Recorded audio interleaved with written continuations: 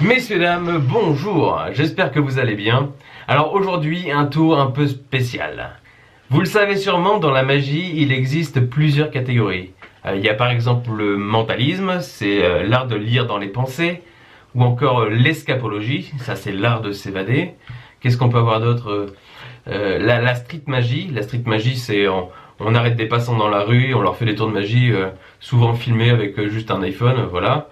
Il y a le close-up, hein. Le close-up, c'est ce que moi je préfère, c'est ce que je pratique le plus. C'est on fait des tours de magie directement sous les yeux des gens. On appelle aussi ça magie de proximité. Et il y a une dernière grande catégorie qui est la scène, et plus précisément les grandes illusions. Alors les grandes illusions, moi j'aime ça, c'est beau, hein. Mais c'est souvent la même chose, hein. Quelqu'un rentre dans une boîte et il disparaît, il réapparaît, il est téléporté ailleurs. Bon, on sait tous à peu près que le secret vient de la boîte, hein. Bon, on sait pas exactement où, mais on sait que ça vient de la boîte. Mais vous savez quoi?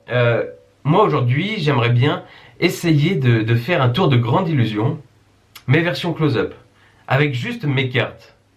Ça vous tente? On change d'angle de caméra, et c'est parti.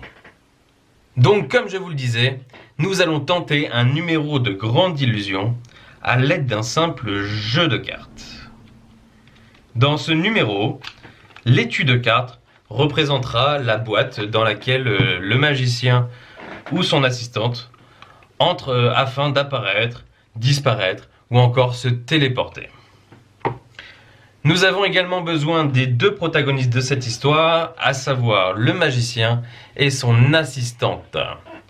Pour ça, on va les représenter par deux cartes, par exemple celle-ci pour le magicien, 9 de pique, et une carte pour l'assistante. Je vais choisir une belle carte tant qu'à faire.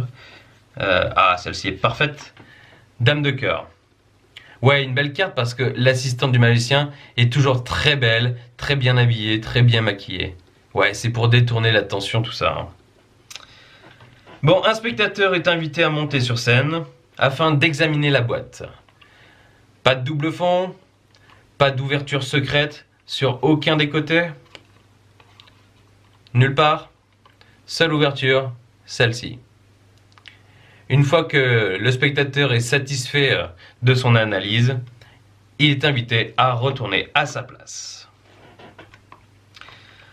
Après une chorégraphie digne de Kamel Wally, le magicien se dirige vers la boîte et entre à l'intérieur. La boîte est refermée, enchaînée et cadenassée. On jette la clé au milieu du public. Pendant ce temps-là, son assistante se dirige sur la scène. Et on place la boîte juste à côté d'elle. La boîte et l'assistante sont recouvertes d'un joli tissu. Et ce tissu est là pour couvrir le secret, bien évidemment. Après quelques instants, magie. Vous avez vu quelque chose? Non? Pourtant, vous allez voir, c'est plutôt incroyable.